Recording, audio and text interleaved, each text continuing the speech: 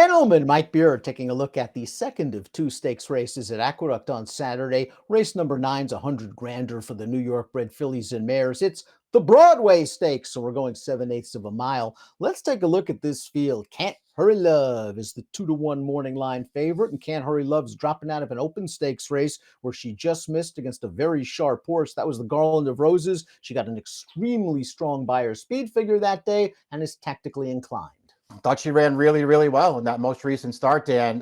It certainly feels like she's the horse to beat now. She comes into this in really good form, and it feels like her main competition here is the 5 Venti Valentine, and maybe she's not in the best form of her career right now. Let's take a look at our Time Form US pace projector. Time Form doesn't think this pace might be too hot. At least Time Form believes it'll favor front runners. Majestic Return is likely going to try to get to the front, but Can't Hurry Love is not a slow horse by any means. She's going to be close to the pace. And I think horses like Security Code, even Venti Valentine, can be close as well. Yeah, I don't disagree with that. I did think that the 8 Majestic Return, it kind of feels like she's got one way to go here, Dan, just to try to make the lead and see what happens. But man, Can't Hurry Love, she's pretty fast. I do think they got to be going forward from the gate this time.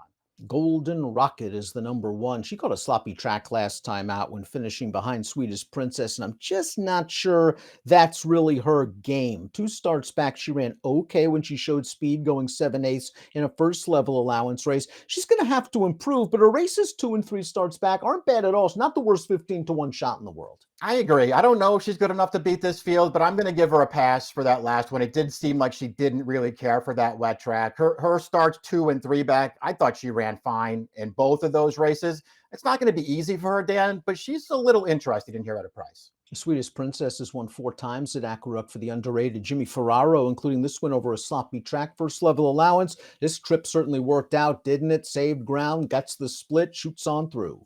Got a perfect trip in this race and got the job done. I appreciated the fact that she was able to sort of stay close to the pace in this race, Dan, because in some of her starts, she gets a little lost early. This is a good performance. She's in good form right now. It does feel like this is a pretty tough race for her, though, Dan. As of now, she's not fast enough to beat this field.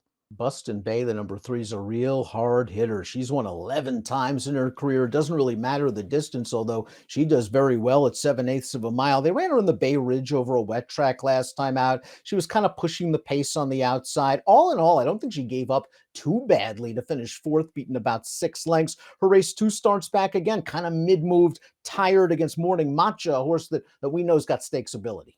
Yeah, that's true. I mean, I'm a little concerned that since the reclaim from Linda Rice back at the end of September, it doesn't feel like she's really in her best form right now, Dan. She's also a horse who, after 39 starts, has topped out at 81 on Bayer, and that's probably not going to get it done here. I like her as a horse. I just don't really like her in this race. You can certainly understand why Michael Maker dipped in and took the 4 Gone and Forgotten for $45,000 out of her most recent start. All she's done is win 11 of 22. She's a multiple stakes winner. Now, most of the damage in her career has done at the Finger Lakes, but her last race, she sort of trudged up and got a piece in that 45,000. She fell far behind early. She's going to rally up the inside. That Time Form US pace projector is not kind to her chances on Saturday, though.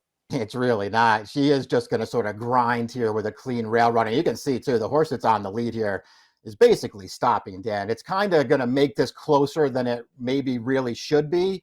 I respect how hard she tried in here. I think they found a really tough spot for her in this spot.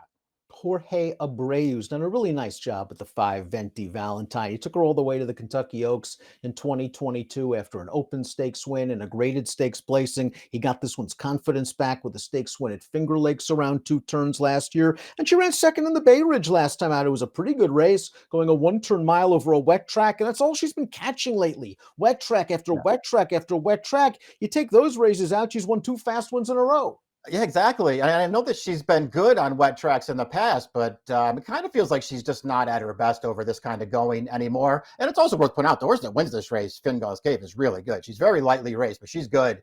And Venti Valentine just couldn't stick with her through this stretch. I think she's the horse to beat in here, even though she's not in the kind of form that her main rival's in this spot. I think she's the horse to beat, though, Dan. If she gets a fast track, I'm going to expect her to run a little better this time. Can't Hurry Love is probably going to be your favorite at post time. She's hit the board in 16 of 19 starts, including this race, the Garland of Roses. Trevor McCarthy really hustled her out of the gate in this race to try to get position, but she was still out sprinted pretty badly on the backstretch. Ended up in a nice spot behind a three-ply pace battle, gets to the outside, grinds it out to be second. The winner of this race, Hot Fudge, is really good. Can't Hurry Love after this race was entered in a race at Laurel. Weather canceled that race. Another race she missed due to weather. So she's coming into this race off a little bit of a layoff, about 2.5 months. Yeah, she's been ready to go though, so we'll see what happens here. She did run really well in that Garland of Roses last time. Your point, I don't think it should be overlooked though that she did sort of get out sprinted that day, so and it probably worked against her. I mean, she's easy to make a case for in here, Dan. Like, she's just not the kind of horse I'd ever be thrilled to take any kind of really short price on.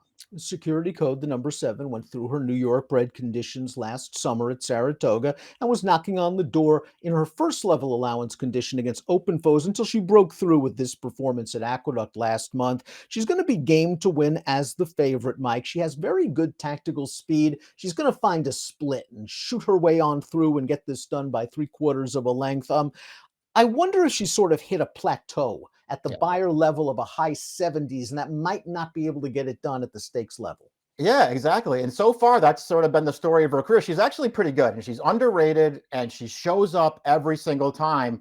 But they've tried her in 6 stakes races in the past, and she hasn't been close in any of those races. We'll see if it's different here. She's clearly got to run the race of her life if the 2 favorites show up.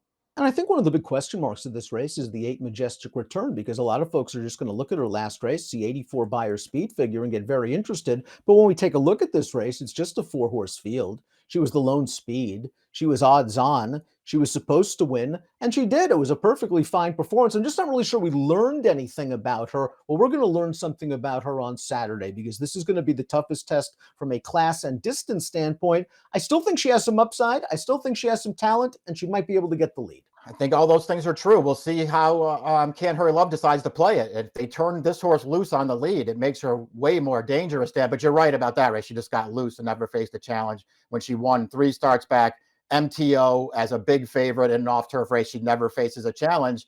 That being said, in the middle, when Sweetest Princess beat her 2 starts back, she did all the work in there. That pace was fast. She dueled it. She had the lead in the stretch, and she just got nailed. She ran really well that day.